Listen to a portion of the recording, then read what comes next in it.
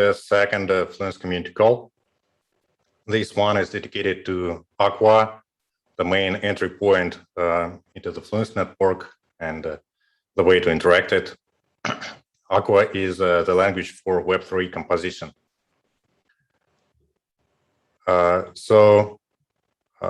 First of all, this is a community call, so questions and discussions are welcome. You can interrupt me anytime. And this call is dedicated to Aqua. It's past, present, and future.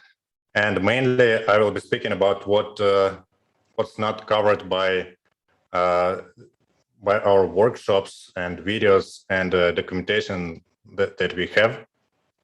Like, it's more about my thinking about Aqua, like reasoning. So let's begin. The first intuition was to cast a spell to the internet. So we have so many things, many resources, data, APIs, protocols, distributed protocols, Web3 projects already there. And brilliant minds are making all of this available for us. And it seems like the value, different value, even unknown, can be derived thanks to all of these being right around there already. So the question is how to derive this value from what already exists. So we need to have some magic to do it, and how the magic works in this case. In this case, magic means that at first we have some spell, some complex spell that we want to decompose into simple jobs, which probably are solved or solvable by something that already exists. Then we want to solve these simple jobs with the good tools available for us. And finally, we want to combine these solutions to get the value that we want to have finally. So internet has solutions, but it's not so easy to fetch the value from internet if it's not provided as is, if it doesn't fit us as it is. So there are different approaches to composition, as divide and conquer is the main approach to solve complex tasks in general. So it's applied widely. But the problem is that even though the internet itself is distributed, but it tends to actually be very centralized. So this composition of small solutions is actually done within the walls inside the clouds. And these parts which form the whole are not exposed to public. There is no way to reuse it, to extend it, to study it, to learn from it. So that's the first problem. Of course, we have many APIs and web services and protocols. So we can actually perform this composition on the client side. But it's also not so perfect. It works, but it's not efficient because we need to get for the data and for computations somewhere and then bring this data on client. So we need to have these round trips and to consume bandwidth. Then different vendors provide different security policies, and the client needs to follow or to implement all of them. And it could be tedious, it could be hard. And finally, there's no shared invariance. These vendors, APIs, usually don't have any exposed knowledge about each other. So they only know that they are used by the client and that the client does something, provides some data or fetch something. So actually, they need to trust the client absolutely, as the client is in charge for what's being done. And if the client is deployed to server, nothing actually changes. because like it's still round trips, security policies, and no shared invariants. So this desire to have this spell, this magic, it was finally converted to some goals that we had, that we wanted to implement to achieve. So first of all, we want to have zero trust security, so that we want to have distributed invariants, and we want to make it possible for different parties to collaborate on solving a common task without knowing about each other in advance. Then we want to make it efficient to avoid unnecessary round trips, and if it's possible, to move computations to the same peers where the data is stored, so that not the client is in charge of the workflow, but the network. Then, if we want to move these workflows into the network, then it would be nice to avoid unnecessary constraints for the distributed algorithms. So it would be nice to be able to like unlock more complex algorithms to run in this environment, like to run consensus algorithms, pub/sub, and so on in this distributed network. And we want to have the built-in security for Web3 to have some common protocol which is suitable for different purposes, different approaches, and which can fit into different existing protocols and networks. Like we want to solve basic authorization authentication to provide some cryptography. We want to keep the network connected and like do such things so that it can serve in the Web3 environment. This led us to the following architecture of the Fluence network and the Fluence peers. So we can think of it as like 4 layers cake. On the top, we have the network that provides us with connectivity means that connects different peers to each other somehow. And this problem in general is solved by the protocol labs, thanks to libp2p being open source and implemented in different languages. So we use libp2p for the networking. Then when the signal comes from the network to a peer, to machine, the signal that informs that machine to do something and to participate in some workflow, we need to have the coordination layer. And in the Fluence network, it's implemented with the Aqua virtual machine, Aqua VM. Then when this control signal, coordination signal comes to the peer, probably some computations needs to be executed on this peer, something calculated, some constraints checked, some rules applied.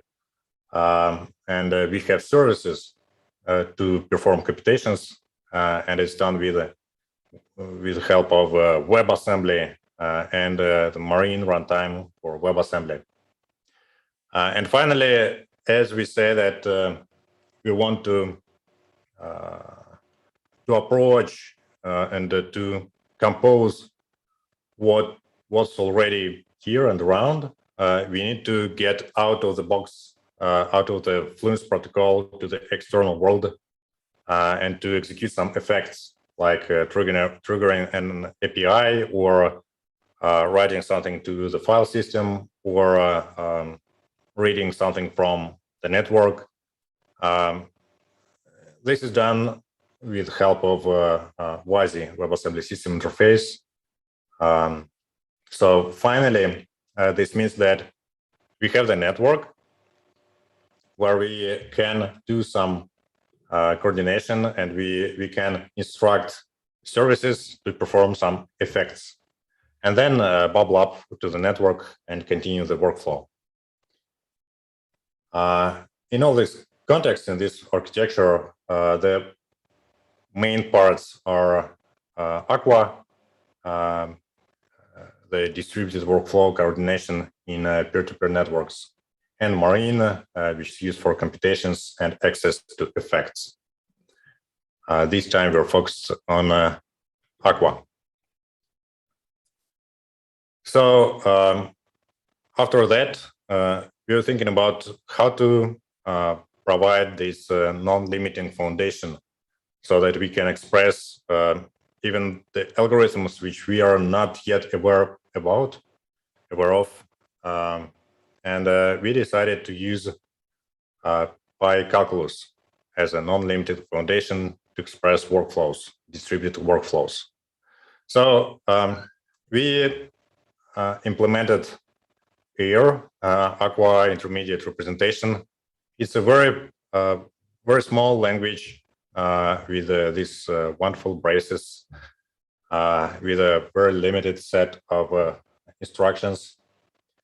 And every instruction has a very strict contract in terms of cryptography and data access and the execution flow. So finally, we can express almost any distributed algorithm with this number of primitives. So finally, we want to delegate some computations to the underlying solution like Marine, and it's done with the call instruction. We want to combine results. We have just 3 combinators for sequential execution, for parallel execution, and for something like try and fail. Try to do the first one, and if it doesn't work for any reason, switch to the second one. We can have loops with the fold, and we also have some additional operators, null, apply, and actually we have match.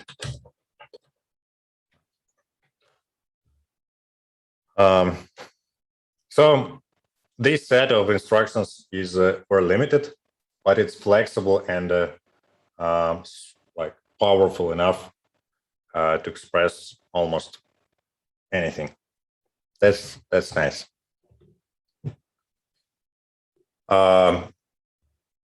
Any questions, by the way, about the motivation part and the overall architecture and this switch to the PyCalculus, or everything is more or less okay? Can you like show any sign?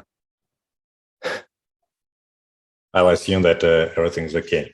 Well, I have a synthetic question, but I think it can be suitable right now. So can you elaborate a little on why we did switch to PyCalculus? Why we didn't take some GraphQL or just like any other language, general purpose language like Scala or JavaScript?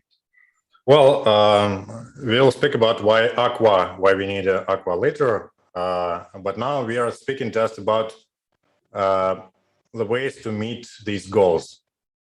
So we have a very specific domain, and like we want to handle topology, to express distributed algorithms. We want to have the built-in security, and from these goals, we made a transition to this architecture where we have this separation of concerns. We have computations with their own with its own definition of security and sandboxing and effects and so on. And the very important part of computations is that there is a single peer that does some computations, and there is a wonderful medium that provides a runtime for computations is WebAssembly. You can express computations with WebAssembly. But the question is, if we want to meet all these constraints, and if we understand that there is the workflow part of like the distributed part of the algorithm that can be separated from the computations, then how can we think about it? How can we ensure that it's secure and like it is powerful enough? That's how we got to the PyCalculus. Like we were trying to think about what is the minimal language, minimal model, thinking model to express what we want to do. Makes sense? Yeah, so it's as simple as possible, yet as powerful as we need. Yeah. And that's in the name of security and our goals. Yep. Makes sense. So let's speak a little bit more about the solution. So PyCalculus is actually a solution. There might be some different one, or the PyCalculus itself, it might be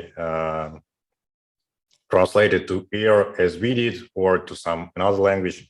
But that's what we actually have implemented, and how we build our security, like the fundamental building blocks.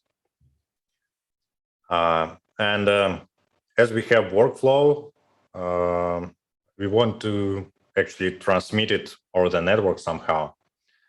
And we designed some kind of smart packets that travels the network and that holds both the code for this distributed workflow and the data that is collected on the way while it flows over the network. This smart package is called Particle, and in general, the flow is like the following. The particle comes to the peer, peer routes it to the Aqua virtual machine. This virtual machine figures out what should be executed on this peer and sends passes execution flow, control flow to the local computations expressed as services. And it figures out where this particle should go next. It changes the data. So we have the particle prime here, and it keeps the header. So the particle continues the flow. This is what the particle consists of. It has some ID. It has the peer ID that sent this particle. It has timestamp and time to leave. It contains the script in terms of this PyCalculus with braces and all this stuff. And all these fields are mutable, so they are assigned and the signature can be verified by the init peer ID that corresponds to the public key. And also it has data. Data is changed, mutated by Aqua VMs on peers thanks to execution of services. And it contains different signatures of different peers. What peer executes something, that peer signs the results of the execution along with the arguments, like to verify that everything is okay.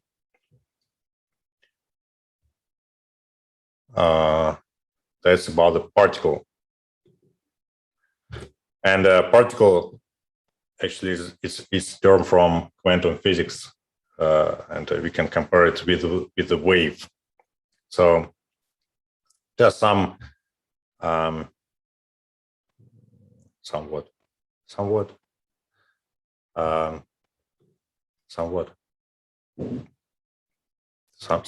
something about the particles. So particle wave dualism.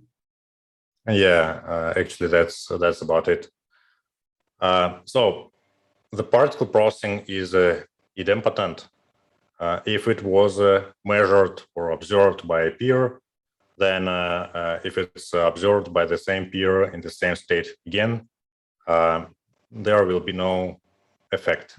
So if the particle sending is repeated, or if you have a replication attack, or how's it called, this kinds of attack, so it's protected. Then for this pi calculus expression of the workflow, we can make an estimation of the consumed so-called network gas, like how many hops were done probably. And we can make a circuit breaker from it. And what's more interesting here is that a particle may interfere with itself. So you can observe only a distinct particle, but actually there are situations when the particle is splitted, like, and then it's observed 2 times on the same machine. Actually, it's about fork and join. You can fork the execution or fork the flow of particles, and then join and collect the data or the results of many nodes, of many parallel branches of execution on a single peer. In this case, we need to understand how to deal with these independent, absolutely independent flows of computations of data mutation, which occurs on different branches. So that's why data on the particle forms a conflict-free replicated data type. And actually all the peers which participate in the handling of a particle in the workflow form a one-shot, a single-use coordination network. They coordinate. And this capability to throw particles and to build these networks which coordinate makes it possible to program, to make programmable networks, to make the network behaviors programmable with scripts. Usually it's done with redeploying the network. So if you want to change the behavior of the distributed network, usually you need to change the implementation of the peer and then push this changed implementation to the network to make hard fork probably, or something like that. In the Fluence network, it's just a set of scripts. So we have scriptable protocols or sub-protocols which may coexist. We have many particle wave sub-protocols on the same peers, on the same network running in parallel. And actually Fluence and Aqua turns applications and user experiences into sub-protocols. That's like the main shift that we are making. So that was the part about fundamentals. And now I want to switch to Aqua, to the high-level language. And I have only a few more slides. So if any questions around about the pi calculus pair particle, please ask them. If no, let's switch to Aqua. Okay. So we have this intermediate representation, which is very fundamental, but it's not user-friendly. It's really like previously we were trying to write this pair code by hand, but it's like pain, really pain. So that's why we have Aqua, a high-level language that compiles to air. And here we have a wonderful question: why a new language? Why not a library? Why not DSL? Why not something else? Why one more language? So we began with dividing the domain into computations and workflow and distributed workflow. And we want to understand how to express this distributed workflow. This workflow is very special and it exists between languages. So we have clients on one languages, we have different languages compiled to WebAssembly, we have different implementations of peers. So it's not clear why to change one language or another, why to prefer like Rust, for example, like in WebAssembly, or why to prefer TypeScript like on client or on TypeScript peers. So we want this DSL to express workflows to be like to fit for different audiences of developers. Another reason is that existing languages like Rust are made for other purposes. They have like lifetimes, memory operations. You can have the plus sign here for power, or you can divide something to something else. And it's an open question how to serialize things properly. So actually, the languages that fit their purposes well might not fit the others. And in our domain of distributed workflows in peer-to-peer networks in Web3, for example, we have the aspect of topology. We need to express what to execute where, and we also need to express how to get there, or not express, but figure out from the code to get it. We need to express parallelization, and parallelization means that we have independent branches of computations, and it's kind of also special. You don't have mutex, you don't have shared memory in these Aqua workflows. Another thing is data dependencies. We need to trace what data is used where, what data needs to be delivered from the source peer to the consumer peer, and what data does need to be delivered. So it's kind of distributed garbage collection. And this affects the fork and join behavior. And also we want to care about the liveness problem to avoid deadlocks, to analyze these distributed algorithms. So actually, we tried to make a DSL in host languages, but they don't help. And that's why we finally end up with designing Aqua, the new language. And by the way, it's very lightweight and easy to use. Aqua compiler itself is compiled to JavaScript. It's written in Scala, compiled to JavaScript, and it's less than 2 megabytes of not zipped code distributed with NPM. So it's much more lightweight than, for example, downloading the Rust compiler. So this is what Aqua looks like. You can import something, some Aqua files, or you can use them, or you can export. And the main things here are services. Service is like foreign function interface for Aqua. That's what you expect from the peer. You expect that there is service with this ID. You can identify the service.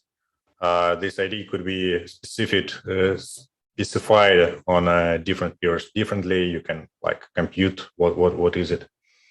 And you expect that there is a function, for example, that takes a string and returns a string with this name. This is the name of the function.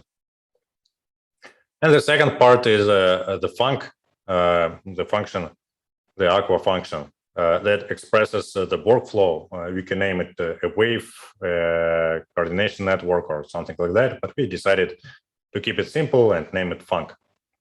So here we have a hello world function that takes an argument and returns a string. To get the string, it does some complex things. It goes to the host peer ID, to some peer that is well connected. Like we can move computations to other peers with the on keyword. And here we fetch the result. We export, by the way, the data from this function. And finally, we return it. So this is what Aqua looks like in the most simple scenario. I'm not going to describe all of Aqua. We have Aqua book for that and presentations. But if you have any questions about Aqua syntax and why it's made this way and not another, ask me later, please.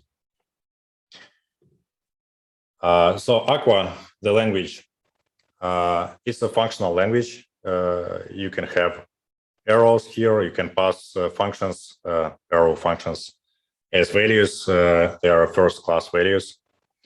It's inspired by languages like Elm and Scala 3, and just a little bit by Unison, but it's not yet implemented. And it compiles to EAR with some wrapping for TypeScript or JavaScript if it's needed to simplify the execution flow, the usage of this function, so that finally you just have an asynchronous TypeScript function that returns promise, and you can just use it. You can pass callbacks into it and so on. And finally, it runs on the Fluence network. So the runtime for Aqua is the Fluence network as a whole. Here we have a little bit more complex example. So we can make exports and to compile the function to the host language, you need to export this function. We have some literals. We can have the for loops. We can make the for loop in parallel on different peers, and like such things. So a few words about the Aqua ecosystem. Any questions about Aqua itself? I want to speak about ecosystem and what's going to be done, and to finish with that. So if you want to ask about Aqua syntax or semantics right now, it's a good moment. If not, I'll continue. There was a thing on the 14 slide, 14.aqua. Yep. Yeah, here is a service, string extra with a function add name to hello. Where is that executed? It depends on the code.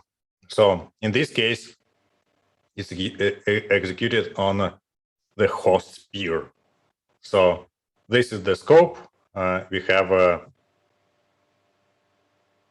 indentation. So within this indentation level, everything will be executed on this host.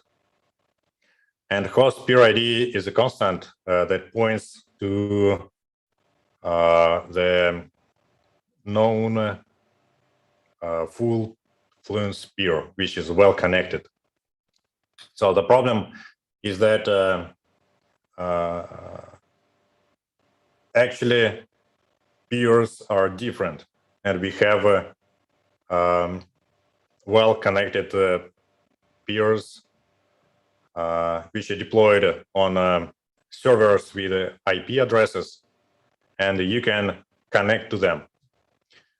And we have different peers like browsers or mobile devices or knotted devices to which you cannot create a new connection. And in the Fluence network, we have relays, the fully connected peers that help not fully connected peers to get the messages from the network.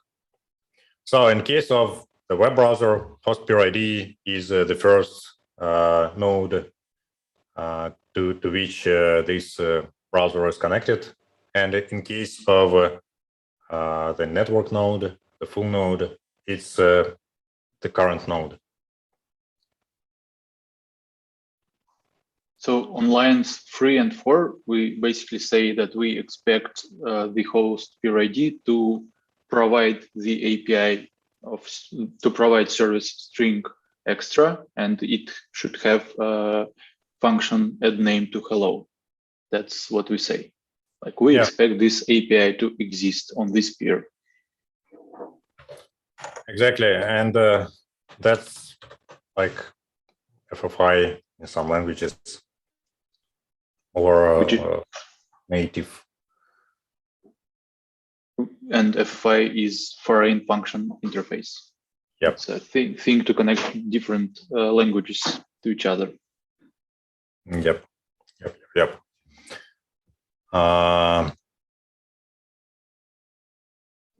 Dmitry, sorry, there was a question from the YouTube stream. Those who are watching us, will Fluence be on its own chain, or will it run as DApp on top of other chain? I suppose that it will run as a DApp. Evgeny is the best person to answer this question. Yeah, so very simple summary of Fluence on the minute of 14, on the 40th minute of this call. So Fluence is an off-chain peer-to-peer network. It's completely separated from the blockchains. It allows to run peer-to-peer applications and compose whatever logic you need in terms of distributed systems, like kind of coordinate the distributed execution using Aqua. So this all off-chain. The on-chain part, we're gonna have on-chain part, which mainly will be the protocol governance and the future economics around the how do I pay other nodes that would execute code on Fluence network. But that's not like not there yet. It will be like this is coming basically next month. So stay updated around that. But the main point is that the Aqua and the off-chain part that we're talking about, this is a peer-to-peer network. There is no global state. There is no global consensus. This is about executing code on a decentralized network, calling remote services, composing into business logic, using Aqua to do it. And this is very cool because this is open source. This is decentralized. This doesn't have any limitations in terms of that blockchains have in terms of redundancy and costs and determinism and all of this. But obviously doesn't give you this blockchain level trustlessness so easily. So that's the short answer.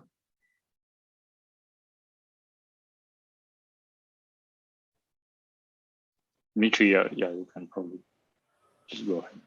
Yep, awesome, thanks. A few words about the Aqua ecosystem. So first of all, it's Aqua virtual machine. It's the heart of the Fluence network in general.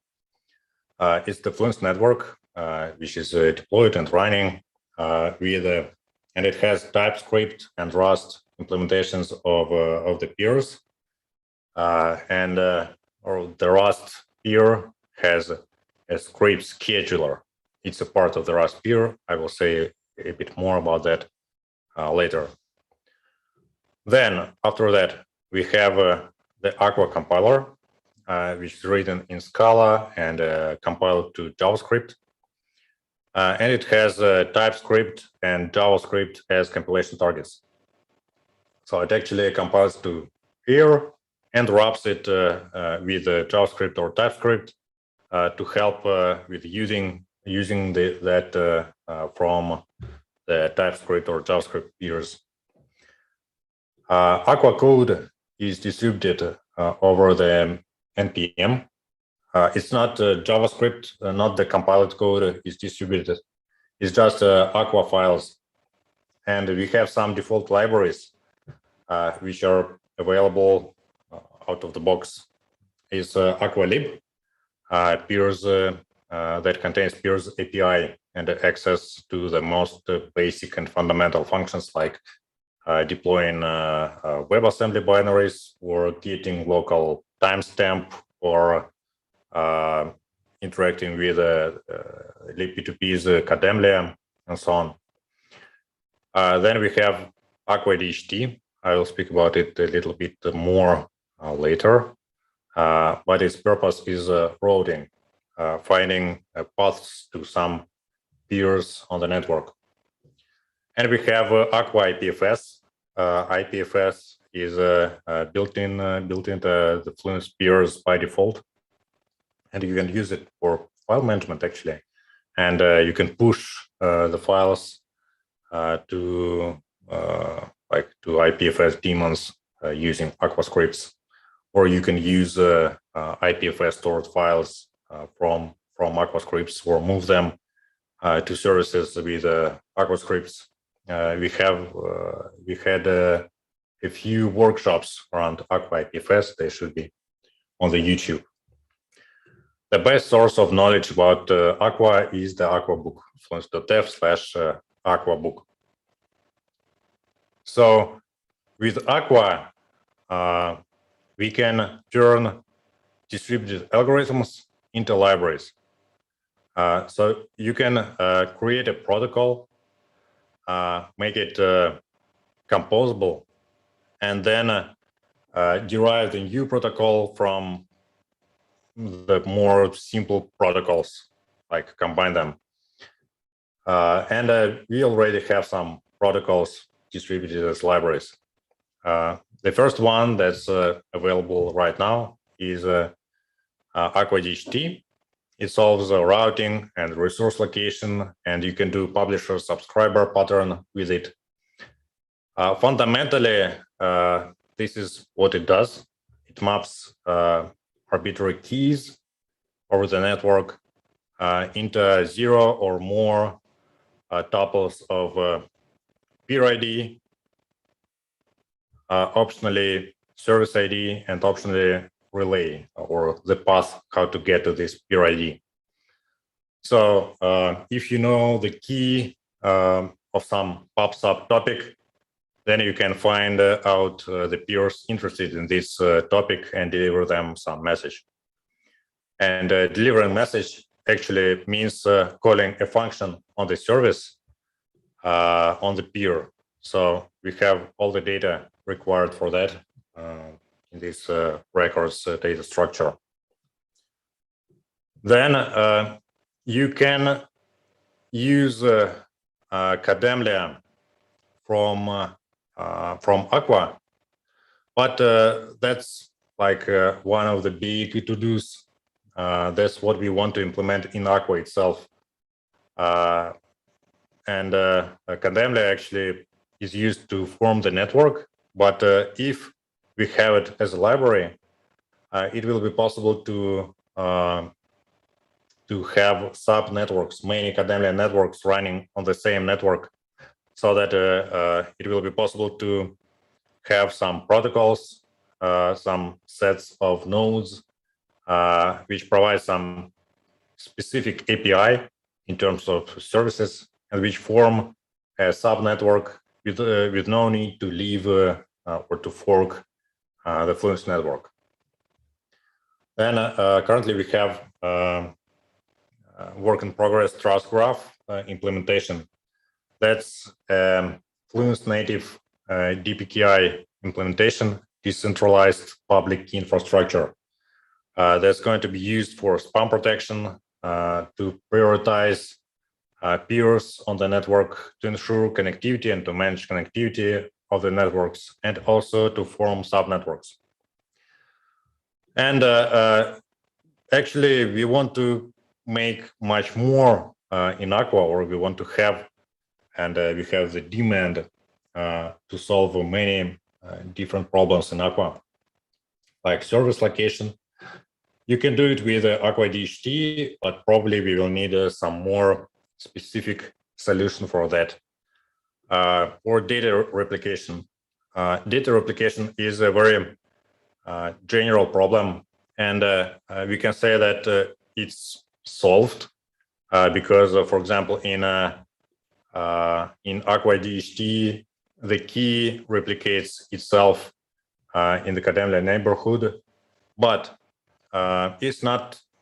It doesn't fit all the purposes and all the problems or all the situations. So probably we will need more different solutions for data replication. It's possible to implement consensus engines in Aqua. For example, you can do Raft, and it will be not just Raft, but cryptographically secured Raft, like kind of permission Raft, if you want to. Or it's possible to, well, Kademlia is also a consensus algorithm about eventual consistency of the network participants. Then we want to have load balancing libraries and failovers, rerouting from the failing node to some others, and such stuff. So a lot of things to do, not just to have this language, but in this language, and like we have demand for that. Just one more slide about the protocols. So I said that with Aqua you can turn applications into protocols, or you can make a data replication or consensus as sub-protocol. But what makes a protocol? So first of all, it should be some services and data declarations to express what is expected from peers which are participating in this protocol. Then it should be shared invariants which are enforced by services. With that PyCalculus script, you can trace what data comes from what peer and what service and what function. And thanks to that, it's possible to make distributed invariants and like check them on the service level. And finally, there should be some export functions in Aqua to be used by clients on the client side, or to be scheduled on peers, like to synchronize data, for example, or to fetch something, or to push something somewhere. So that's why we have scripts scheduler in the Raspberry implementation. What's missing? More integrations. We want to have more integrations. We need to have more integrations, more libraries, and more protocols written in Aqua and with help of Marine, so that it's reusable and it's available for the community to simplify development of more complex things. Another missing thing is calling Aqua from Aqua. Currently, the only way to call Aqua function is to compile it to TypeScript or something like that. and then to call it from TypeScript. What that means that to check the function or to play with it or to develop it, you need to have at least some environment for running Aqua. This presentation is currently done within the Aqua Playground repository that does exactly that. It provides some means to simplify running Aqua from TypeScript, but it would be better to call it from Aqua. Aqua REPL is a work in progress. Estimation is November 2021, so soon we will have it. But the main thing is Aqua virtual machine. This is what makes the limits and what provides capabilities for Aqua. So fundamentally, what's possible thanks to Aqua VM can be then expressed in Aqua, and what's not possible is just not possible. So after we make some improvements for Aqua VM, we will be able to switch to Aqua Academia implementation and implement the missing parts of security. So that was the short presentation about Aqua. This is the second one in the series of community calls. The first one was just an overview of everything in Fluence, now about the language. And the next time we will have the call dedicated to Aqua virtual machine, how particle works, what is air, what contracts we have, and so on. It's expected to happen in 2 weeks. And finally, some links. You can run Aqua in the web browser with fluence.dev/browser. We have Discord. Please join Telegram Fluence Dev for developer updates. We have GitHub Fluence Labs. And finally, we are hiring. So fluence.network/join. And we have at least 2 open positions for related to Aqua. It's Aqua virtual machine engineer. Aqua VM is written in Rust, so you need to know Rust or C++ for that position, and an Aqua protocols engineer to code in Aqua and complementary technologies. So this one is pretty unique. Thank you. I'm finished. I'm done. I'm good.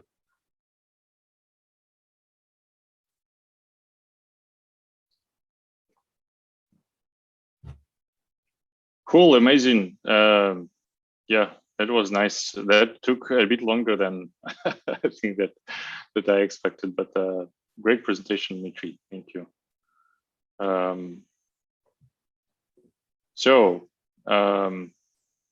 We also supposed to have some demos today, as far as I remember, right? Yes, we have one team, Deyas Nishan. Yes, today to tell us about your project, guys, you've done lately. Hey, Tejas is, can you hear me? Yeah. Tejas is going to present. Yeah. So. Awesome. Can you see my screen? Yeah, Yes. we see it. Okay, great.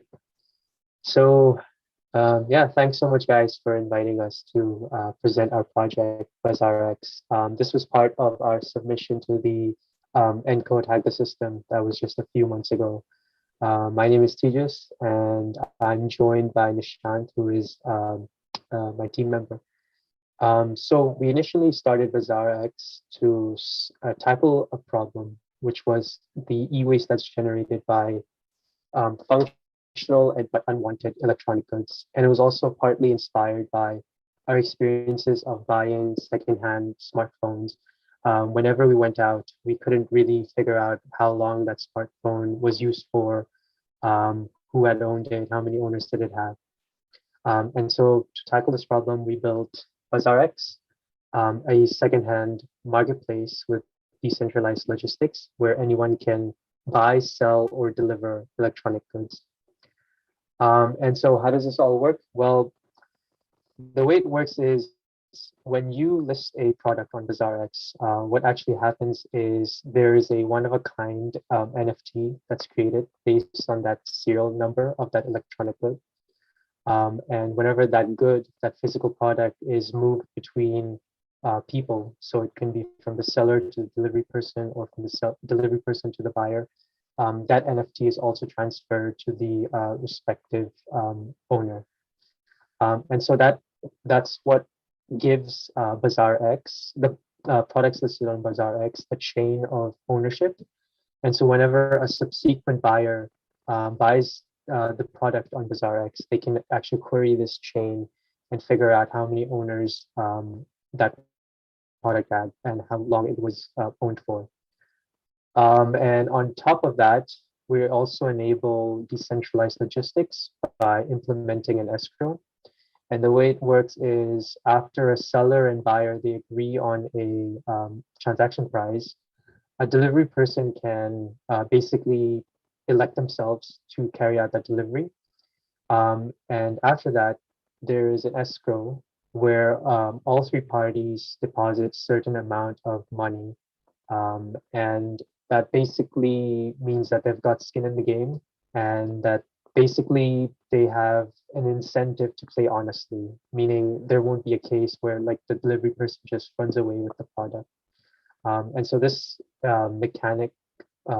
these mechanics of escrow and incentives allow anyone to be a delivery person and allows the seller and buyer to transact items in a trustless way.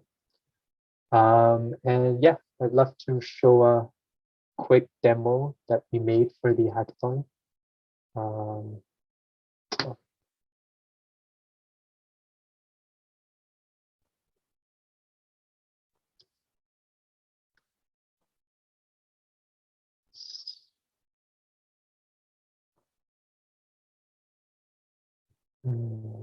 I think there might be some technical problems. Anyways, I can show you the backend code instead. So right now I've got a Ganache development environment running with the ERC 721 NFT contract deployed. And in the second terminal, I have got the Marine REPL running that's interacting with the BazaarEx service. So if I try to register a user right now, you can see that the response I get is a Ethereum, basically an Ethereum address, public key, along with some other details. And now if I want to, let's say, post an item for sale, so I will simply input all of the details, and you can see the token ID that represents the NFT ID pops up. And we can actually verify this if we go to Truffle, and then yep, you can see that NFT is actually owned by the person that was registered. It seems like it's, yeah. So this is a UI prototype that we built using Figma. So here's the marketplace where you can see all of the products, their prices.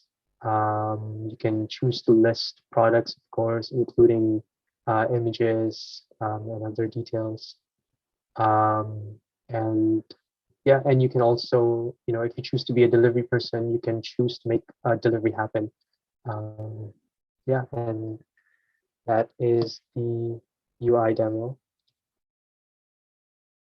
And so moving on to the technical side, what's happening is when you actually register for an account on BazaarEx, what's happening is we actually create a Ethereum address on the BazaarEx service alongside the public and private key.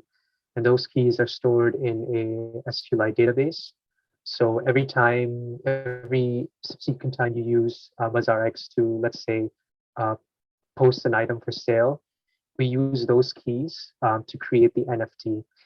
And one of the good things about using Fluence is that we never really have to worry about the cost efficiency, because the only transactions that are happening on the Ethereum blockchain are just the minting and transferring of NFTs. That means it's very cost effective, because all of the other, the visual data and the really text heavy data, they're all stored on the SQLite database off chain, which makes it much more economically friendly for us to host the service. And of course, Fluence being an open application platform allows us to basically allows us to publish, run, and compose applications without interacting with a lot of these large corporate companies like Google or AWS. And of course, it's censorship resistance, which is important when you're dealing with people's monies and products. And yeah, here's some of the use cases. Anyone can be a delivery person if they choose to, which means that they get an extra source of income. And because we're using cryptocurrencies, of course, anyone can transact in their local currencies. And yeah, that's it. And I just wanted to add some advice. If any of you developers are going to be building on Web3 on Fluence, a big problem that I faced, which I had to solve over maybe 5 days with a lot of coffee and Red Bull, is that WASM WASM doesn't actually support any asynchronous runtime, which means that you cannot simply use the Rust Web3 library, the really popular library. Instead, what you'd have to do is create your own custom Web3 library and actually use another library called ETH ABI to create the Ethereum transaction object. And after you do that, you have to connect it to the actual curl service that's provided by Fluence, so that your Fluence service can send requests to the Ethereum node. And on top of that, when you're signing raw transactions, you can use this library called Ethereum TX Sign, but it's currently using a implementation of the ECSDA signature, which wasn't compatible as well. So you would have to use this library instead, basically modify it to run this instead of this one. And yeah, I hope that helps you build more interesting and cool applications on Fluence. Yeah, and I thank you so much, and I'd be happy to take any questions about the project. Thank you, Tejas. That was amazing. So on latest, anyone has any comments on latest Ethereum integration issues? Bernard, do you want to share any thoughts on this? Can we make the life of these guys or other guys easier? Not really, but not entirely easier in terms of taking full stack crates or modules, because most of the Web3 modules are actually built around the transport layer, and the transport layer is your genesis point. But a lot of them decompose in sub libraries or sub crates, and like signing and a few other ones, and those all compile, or we're very close to having them all compile as WebAssembly. So it's better than when Tejas and the team started out. We made some progress. We figured out how to do certain things, but yeah, turnkey isn't quite possible yet. Getting there though. Right. So like, I guess we, if we have some best practices in terms of working with Ethereum, Fluence published somewhere in our docs, that would save a lot of time for people. I think there is a, I remember there is some code that allows you to send transactions, but it's somewhere like deep in some GitHub repo. Yeah, So it hasn't been updated, so I archived it until I get around to updating it because we wanted to use more libraries as opposed to all custom, which it was originally.